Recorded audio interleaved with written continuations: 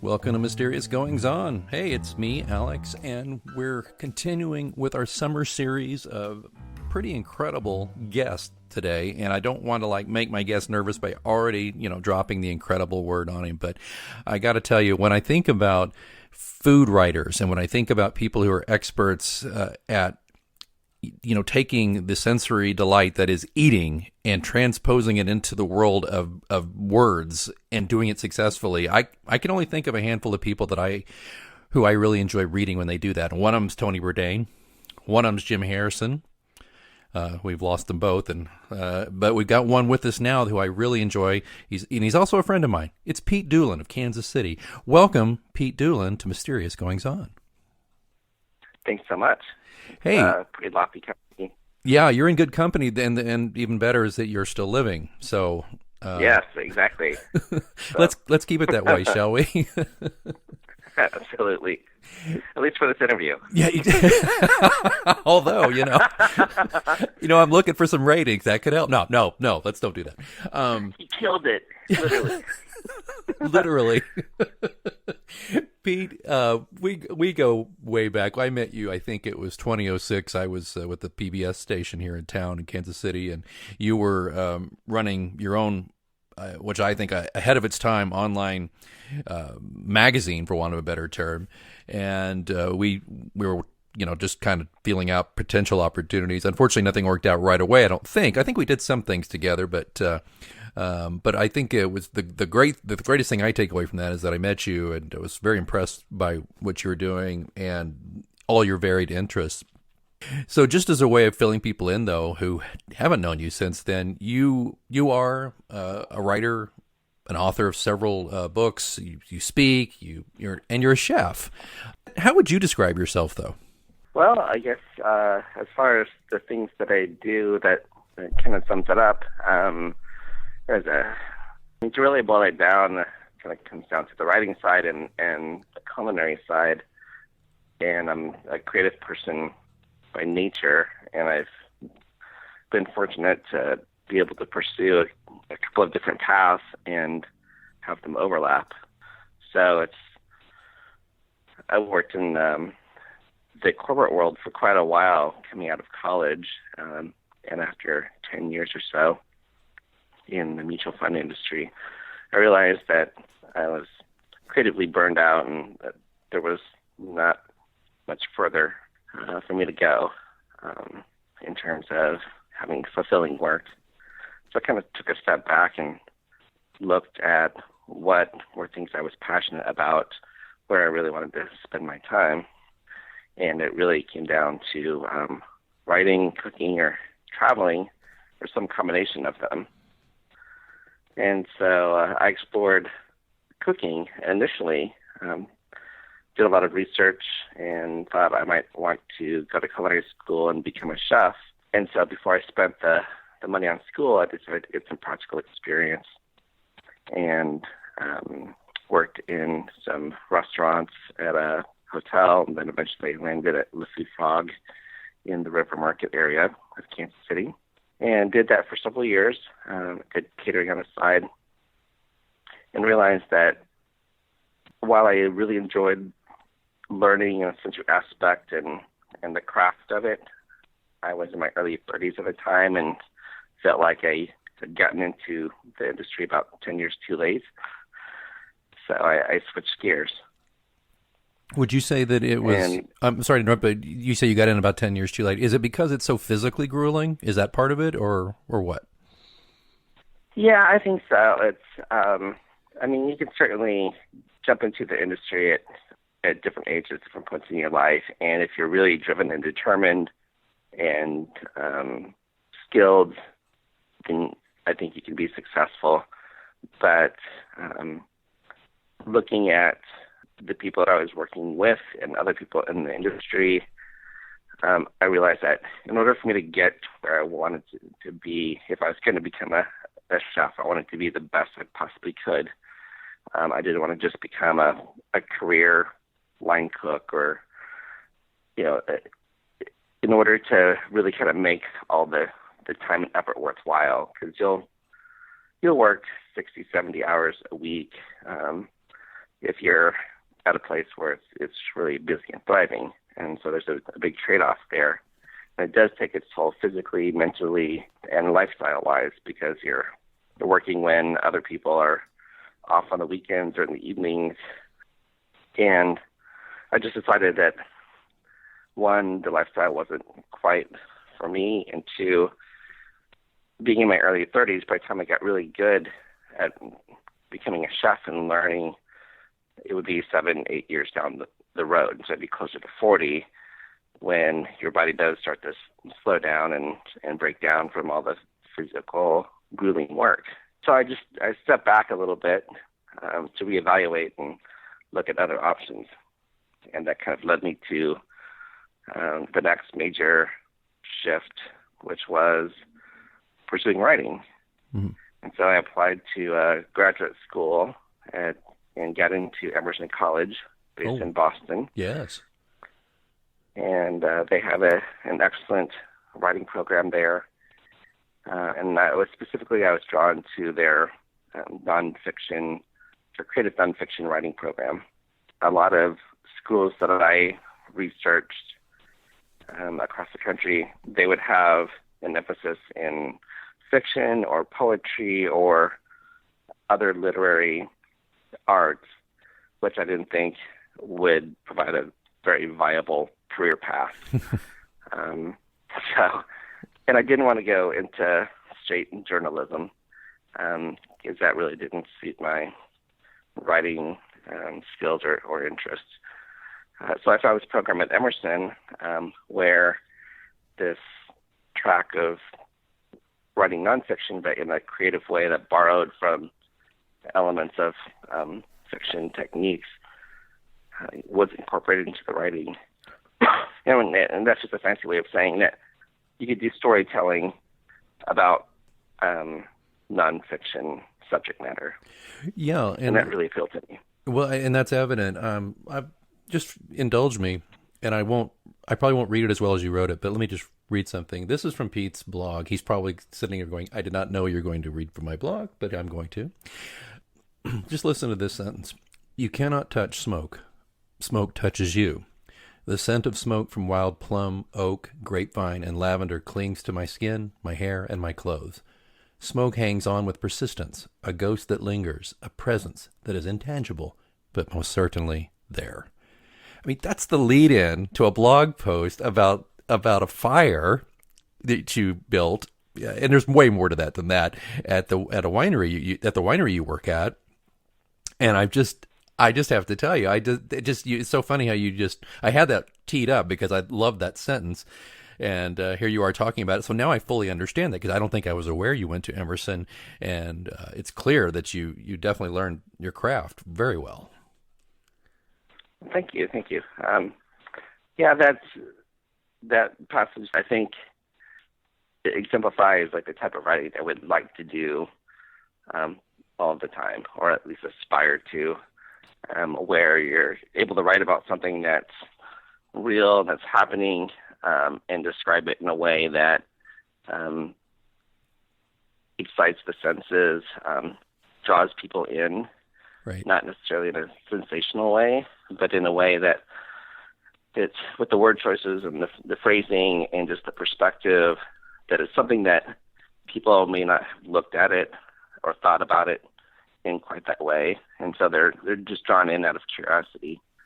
As humans, like, we are drawn to stories, right, all the way back from the days of being in caves or campfires to today, where we're staring at digital screens, our own little handheld campfires, if you will, and getting stories through words and images and videos that way. Writing-wise, I think it's still a powerful way to describe the world and experiences, but it's also challenging because oftentimes as a writer, it's about producing quickly, succinctly, efficiently, right. And you don't always have the time or the opportunity to be more creative and shape set the scene and describe things in a more creative way. Right. I started my career, I cut my teeth. I mean, I have a degree in writing, not from Emerson, but I have a degree in writing, and I cut my teeth, though, as a journalist, where this kind of writing would be more called a feature style rather than a straight news style.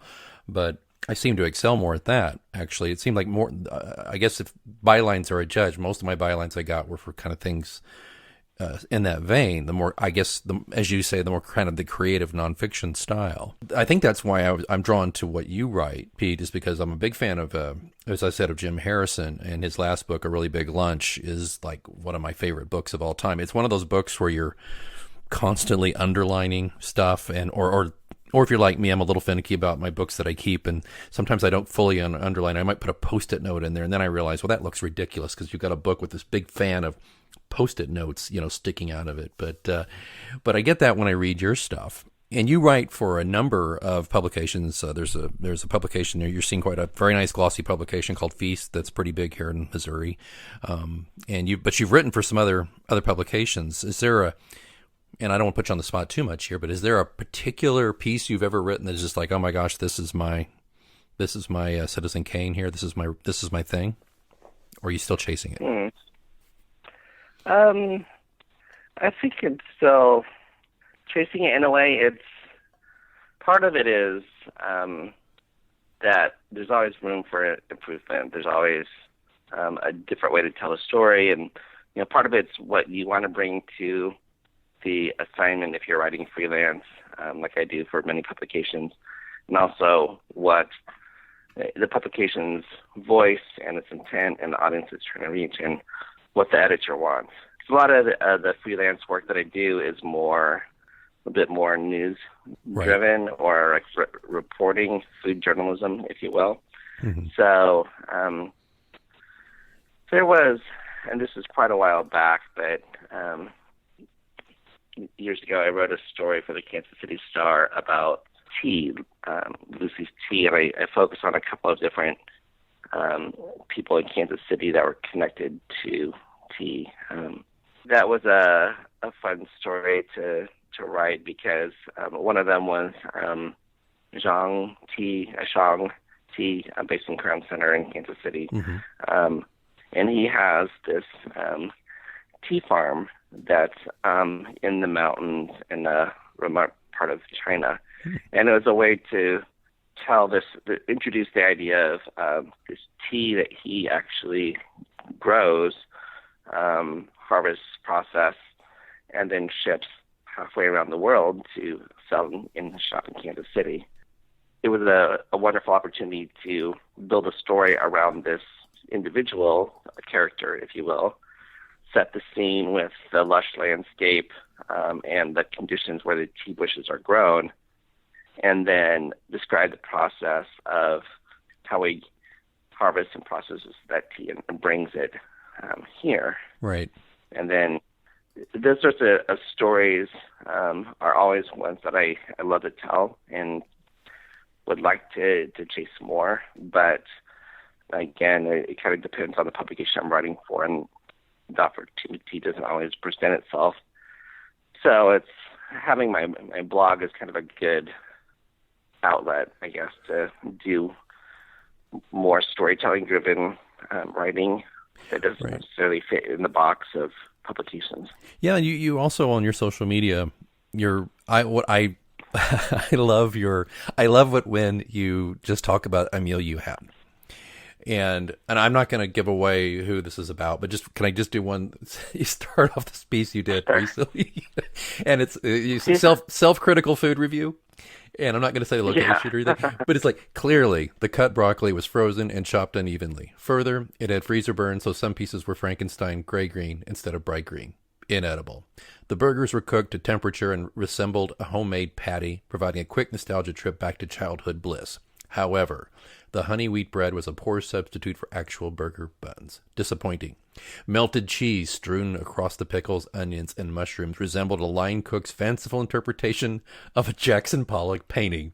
Or maybe the kitchen didn't have a block of sharp white cheddar to slice and melt for better presentation. Sad. And I'm laughing because I enjoy the writing, and I'm picturing it. There's not even a photo, I don't think, in this post of what you're eating. It's just your descriptions are so rich, and you know what? And just so people understand, Pete is not like unfair or me. You always seem to be bending over backwards to find something good about just about every meal you eat. Is that fair? Yeah, generally, yeah. I mean, if I'm going to write about it, I'd rather emphasize the positive rather than highlight the negative just for the sake of being negative. You know, I think there's a room and need to have informed criticism, particularly about food, and I emphasize informed because everybody has an opinion. Right. Not necessarily everybody is informed or knowledgeable about what they're talking about. But like with that piece of writing that you just read, it's one, it was just kind of a one-off thing, right. And part of it was the idea popped into my head. And if it's not clear to your listeners, I was actually describing a meal that I had prepared. So I was actually being the food critic of my own food. Exactly, but I didn't want to say it. I wanted to see if you'd say it. So it was kind of poking fun at myself as the cook or chef, and I say that with air quotes, but also food writers and Yelpers, in particular, people that offer opinions on social media about food and how it can be a bit pretentious and overly analytical at times. Right. So that was written certainly tongue-in-cheek, definitely, but honest. Well, it was, and there's more. There's so much. I'd love to read the whole thing, but the ending is so great that it brings it home here. Likely won't order this same meal again. Hard not to eat here since it is so close to home. Heard there's chocolate chip ice cream. Might raid the freezer later. Definitely won't leave a tip. It's Pete. It's a joy. It's I am always looking for excuses not to open Facebook. Yeah, and I mean seriously, I am. If I weren't involved in this big communications industry I'm involved in, I wonder that I'd still be there. But you're one of those bright, shining moments there that really that makes it work for me. So thank you for that. But there was another one you did recently too, and I don't mean to just keep dinging, pulling stuff out here, but it really spoke to me. It's like, but the way you talk about food, though, there was some group or local group, a foodie club of some sort, right, that were making some comments about food, and you just laid into them. And you're like, utterly pretentious and self-absorbed. Some of the best food I have eaten in the world didn't look pretty in presentation and certainly wasn't prepared for the sake of someone's Instagram feed. Yet another example of why I dislike self-important, quote, foodies, unquote, and, quote, influencers, unquote. I think that's how you say. Anyway, it was a raspberry. Right. I want to break bread with people, not self-important, shallow ding-dongs that preach about, quote, respect, unquote. And I mean, do you get... This is another reason why I think that your food writing is so good. You get passionate about this, and I've known from kind of working around you or knowing you for a few years. We're not like bosom pals, but I've been around you enough to know you don't suffer fools, and it comes out. True, and it's I think there's just looking at the two pieces that you cited from Facebook posts, I mean, very different in a way. And like the first one, where I'm just critiquing my own cooking in this meal, was both. It was just a kind of a fun idea, right? And something like it pops into my head, and it's a fun thing to do. But also, it's kind of a writing exercise, if you will, to flex the creative muscles and to do something that's a little offbeat or different.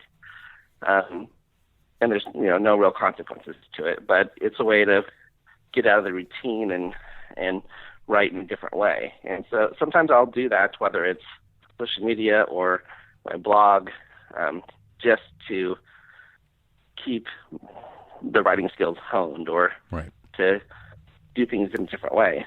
The other piece that you read, it was a little bit more critical of influencers in particular, about foodies that are quote-unquote influencers, was definitely more personal and pointed, and I think just the passion of my opinion definitely came through without trying to be too hateful about it. Right. But I have pretty strong opinions about the value of some influencers. I don't want to be too right. Generic and broad-based. There's certainly value with the role of influencers, whether it's food or other arenas. But a lot of them have kind of taken their platform, if you will, and taken advantage of it, or tried to profit from it in a way that's detrimental to the business that they're writing about, that they are supposedly trying to promote and support. Right. And it's a somewhat recent phenomenon, I guess, in social media, and the rise of influencers. That there's just an extension of both foodie culture as well as social media culture revolving around food. Well, Yelp. Oh yeah, Yelp. Wow. Yeah. So, and just to kind of draw a further distinction, with the whole phenomenon of social media and, giving rise to platforms like Yelp, where people can offer their own reviews or commentary, if you will. That's not necessarily a bad thing in and of itself. Access to the internet and platforms like that has democratized the reviewing process, whether it's about movies or food or what have you. So if, as a consumer, if you're looking at, where should I go dine out to eat? You're on vacation or you're traveling for business and you're in an unfamiliar place, then you can turn to a resource like Yelp, and you're crowdsourcing essentially. True. Now, there's a lot of noise in the signal, and so depending on what your tastes are and who you're reading, as far as Yelp reviews, it can be of some value or no value at all. But the person that's consuming those reviews, and there's the many people that are generating the reviews, and then you have influencers, which, in my opinion, the vast majority of them, they're serving themselves first. Their influence is really built around the following they build their aesthetic, their identity, and then what they believe they're offering, one, to their social media audience, and two, they're trying to leverage that influence or their reputation to the businesses that they're covering. And more of them are doing so in a way where they're expecting freebies or expecting consideration, and things that actually cost the restaurant or bar by comping them free food and drink. And sometimes not just for themselves, but I'm going to bring 6 of my besties and we're all going to post photos and, text. And so that kind of evolution of writing a review that's, crowdsourced and it's out there and people can take it for what it's worth, versus shifting the axis, if you will, where the influencer is the center point and everything they write and produce revolves around them, and people gravitate towards that. Now, that has some, you can say, well, what's the difference between that versus a food editor or food critic for a major newspaper? Right.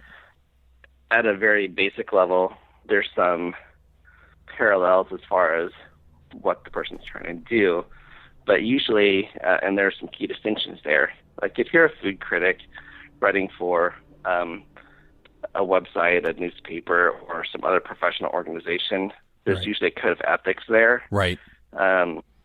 And you're getting paid, you're getting edited, other people are looking at your work. So there's kind of some structure and things in place before it actually goes live and gets published.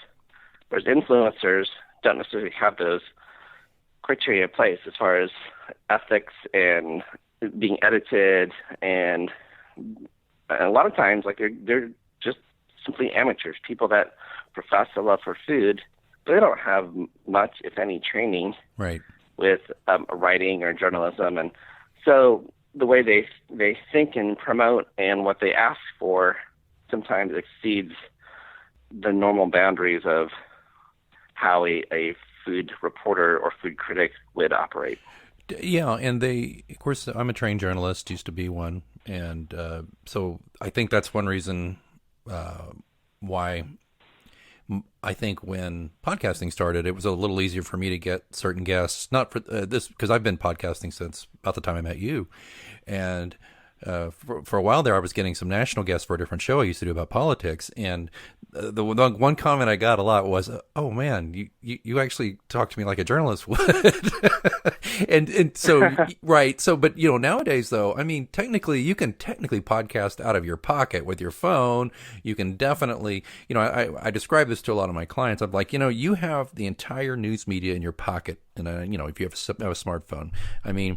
You've got a TV station, it's called YouTube. You've got a radio station for all intents and purposes, which could be a podcast, or Twitter even. Twitter kind of short bursts like radio. You got a newspaper, and that's like Facebook. So there's this whole thing. So everybody's empowered, which is a good thing to a degree. But not everybody is informed. The way you said earlier, I like informed opinions. I kind of feel that way about voting. I'm not the one that says everybody go out and vote. I'm really not. I'm the guy who says, if you bothered to look onto the issues and know anything about the candidates, please go vote. If you haven't, please stay home. That's what I tell people all the time. But so thinking about this too, the other thing that could be damaging is when you have kind of an amateur person and doing what you were saying, like, I'm going to bring all my pals and we're going to do this. Restaurants in general are operating on razor thin margins, and just can't afford to treat everybody and their dog. I mean, right? Right. And absolutely. And so, and the restaurants, bars to a lesser extent, but restaurants and, the chefs, owners, they get asked for freebies and handouts and things that cost them money every single day. Yep. Not just from influencers or, people that have a unsatisfactory experience and they want to be comped for this or that, but also from, nonprofits or people in the community. They're trying to do fundraisers or other events. And, there's a certain purpose for that, and it's noble and there's a honorable goal, I guess. But there's so many nonprofits, there's so many causes, if you will, where everybody's trying to fundraise, and these chefs and owners of restaurants, they get bombarded to the point where it's just not sustainable. Oh, yeah. And you'd be literally giving away the store week in, week out, and how are you supposed to make payroll and operate your business if you're giving away so much? So there's, it's striking a balance. It's definitely a give and take. I mean, there's no restaurant, especially starting out, who doesn't want some good word of mouth going out there. I guess it's just part of the business. And you talked about your love of food and wanting to be a chef and wanting to do these things, and you have to a different degree and a different path than you initially thought.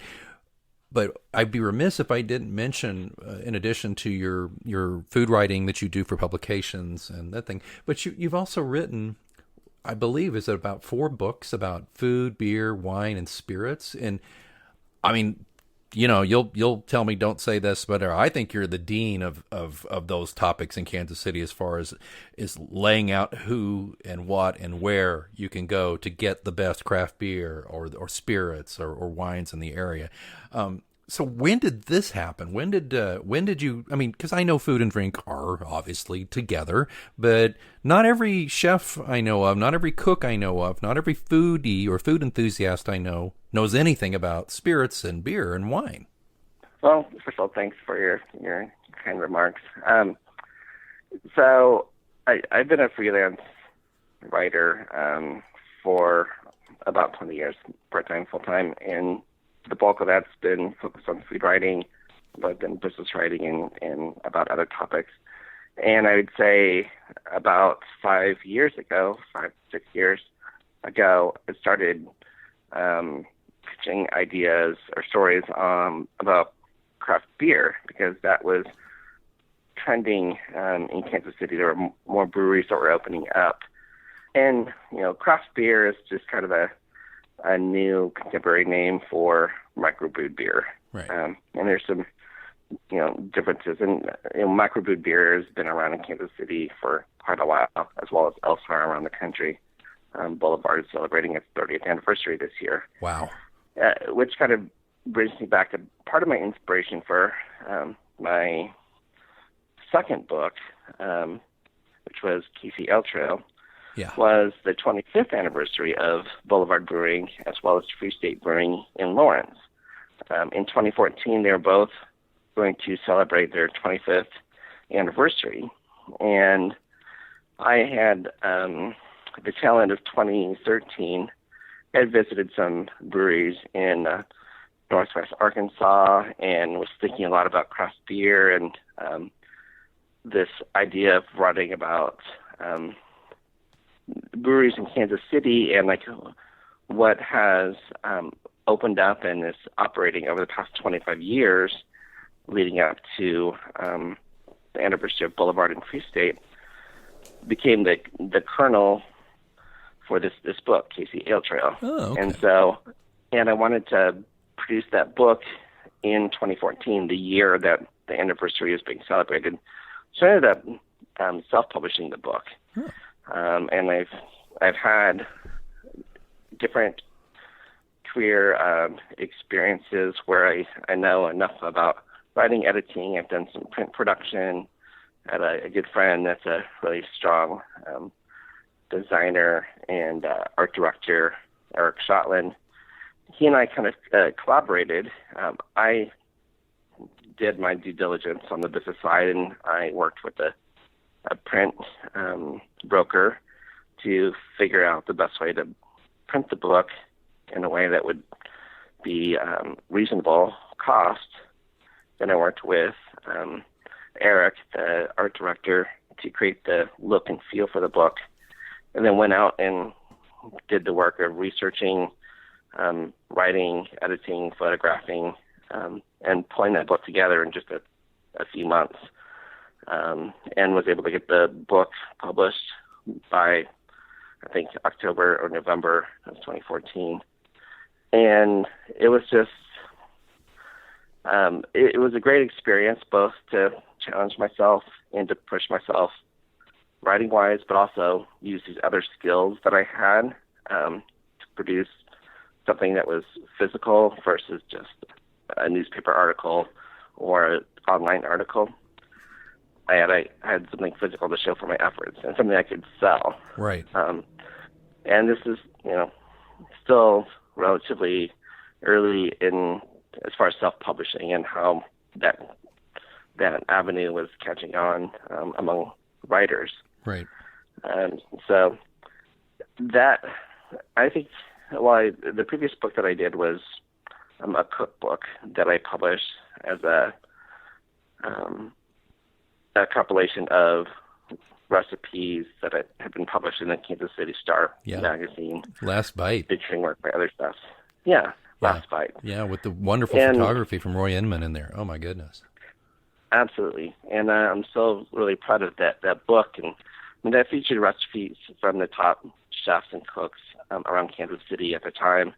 It was published by the Kansas City Star's book department when there was one. Ugh. And I learned a lot about publishing and promoting books through that experience. And I collaborated both with Roy Inman on photography as well as Eric Heartland, again, on the design of the book, and had a lot of free reign to kind of pull that book together. And we literally produced that book in about 3 months. It was a crazy fast timetable. I remember, I'm sorry to interrupt, I interviewed you and Roy about this for my company blog when this came out, and I don't think I realized you put it together in that short a time. Maybe you did tell me at the time, but it didn't stick.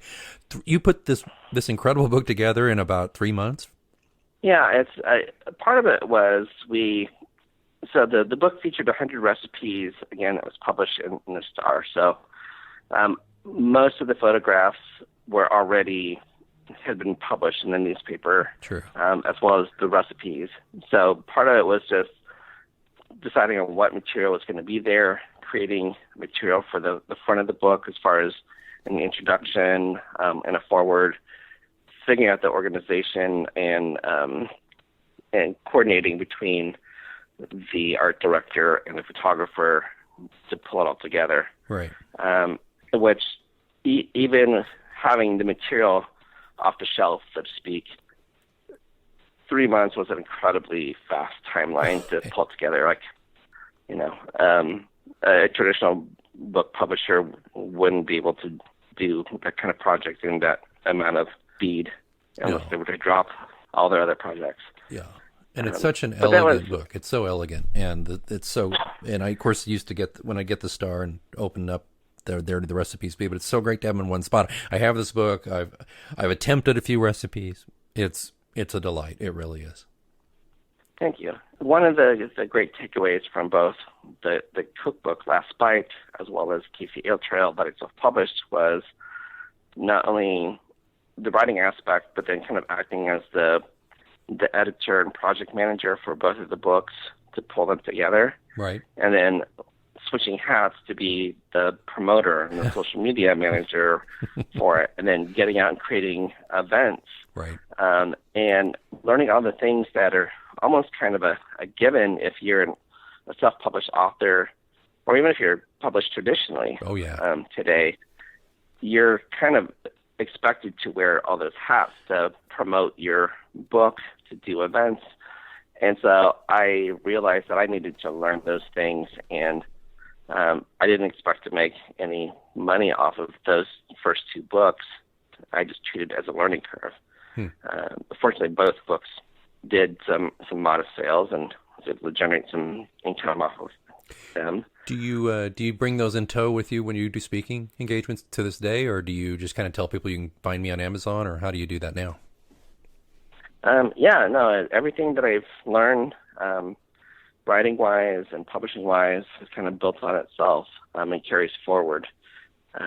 So the next two books that I published, I did the same thing and wore the same hats, and I understood, all right, I need to do this for social media. I need to set up events and do things that would grab the attention of my audience and meet people where they were. Right. So the third book that I did was Kansas City Beer, a history of brewing in Kansas City. And then my most recent book is Expedition of Thirst, which explores breweries, wineries, and distilleries in central Kansas and Missouri. And each of those books, the nice thing is that they're very topical and they're very focused. So, people enjoy food and drink. And so you're already meeting people halfway there if they're interested in that topic. And then it's just explaining to them the purpose of the book and the appeal of it. And it takes some work.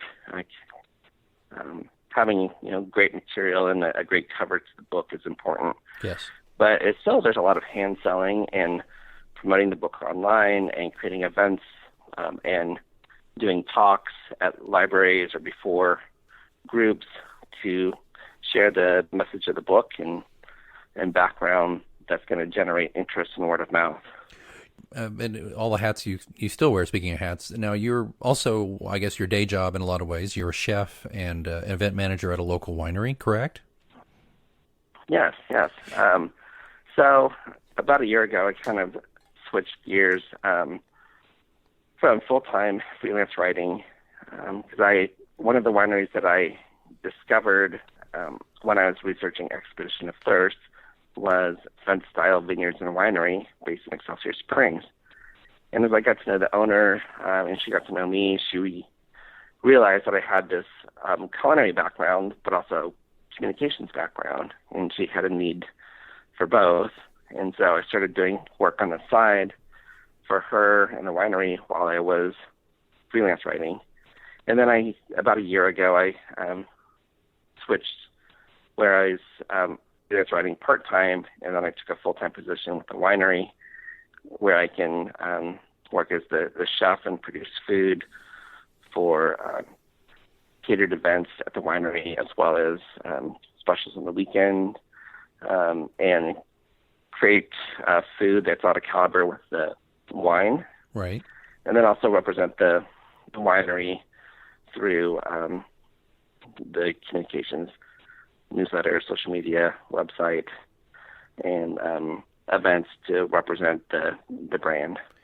Yeah, and there's some wonderfully tasty posts you do, both on your personal accounts and on the winery's account, of the really game-changing things I think you're doing, pairing is the word, Alex, pairing these wonderful wines that Vent Style produces with some delightful ingredients. And what I love is you seem to be in love with, and as you should be, I believe, fresh ingredients and seasonal ingredients. And you seem to always have something, you're whipping up something that, of course, a Philistine like myself would never have thought of, but will definitely eat. So I just love what you're coming up with. And so I think as we wind down here, I wanted to ask you, though, would you say that is something that feeds your creative impulses a little bit to come up with those kind of pairings and those kinds of dishes? Absolutely. I think if you're creative innately, having more than one channel or place to demonstrate your creativity is important, and one can feed the other. And what I didn't realize 20 years ago when I was at Emerson College, and I realized, I can draw upon my cooking background to inform the writing I wanted to do, and that I could be a food writer and write from a different perspective than the average person even back then. And this is, the relatively early days of food writing, modern food writing, I should say, before, the term food porn was created, and then, even before foodies existed. I realized professionally I could marry both interests, and that my love of food and how it stimulates the senses could carry over to the writing that I did then. And that's those two things, food and writing, have kind of been pathways that have crisscrossed throughout my career, even today, when I'm working at the winery and working with fresh ingredients that are seasonal and local, and where I source them, informs the cooking, but also how I, write and share about it.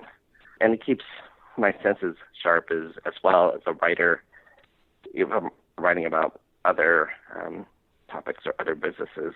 I think it's really important and something that writers either don't develop or they overlook a lot of times is the use of your senses. Right. And we rely on our visual sense so much, just day to day, whether you're a writer or not.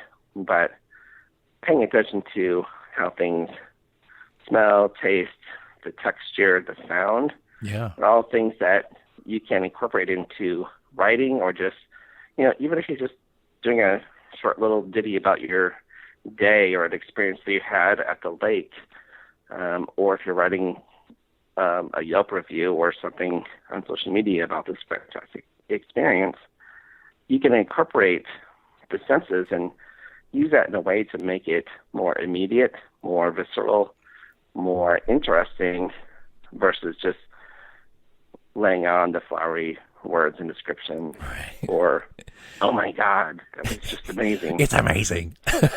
I really want the word amazing to be retired from everybody's vocabulary, because, as I'm fond of saying, if everything's amazing, nothing's amazing. Right, exactly. If everything is awesome, nothing is awesome. Right. So yeah, definitely, my work at the winery informs my writing, and the writing that I do also informs how I cook and present food, and the things that I learn at the winery too, because I have a very small hand in helping with some of the winery work and bottling and harvesting grapes in the fall, And all those different activities are learning experiences, and it provides more experience, if you will, that I can store up in my creative bank and draw on later, whether it's about the winery or about something else, because I've had these rich experiences in my life.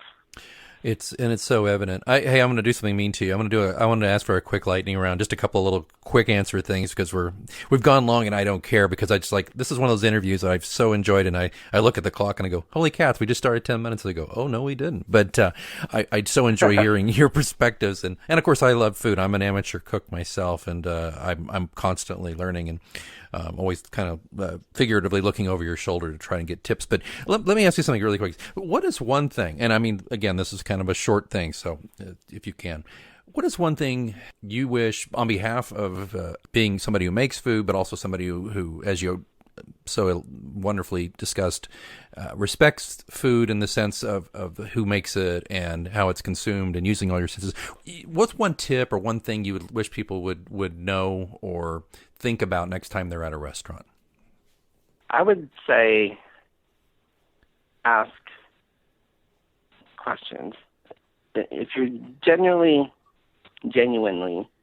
interested in food and or drink, ask questions to learn. It expresses interest. It creates an opportunity for exchange. And whether you're chatting with the chef, the sommelier, the server, or the bartender, as long as you're not obnoxious, you're not asking a million questions when they're super busy. More often than not, they're happy to share that information with you, because these people are professionals. They're experts at what they do. They have so much information that oftentimes they don't have the opportunity to share. But if you take an interest and you ask, well, where did this wine come from, or what does it mean to be biodynamic, or I'm not familiar with this ingredient or this cooking technique, can you tell me about it? That creates an opportunity for dialogue and communication, and that helps you grow to be more informed. It also builds that relationship with the person that you're interacting with. And a few weeks ago, I was just outside of Chicago with a friend, visiting a friend, and we went to a restaurant, and he loves Thai food and Vietnamese food, and he frequently goes there for work.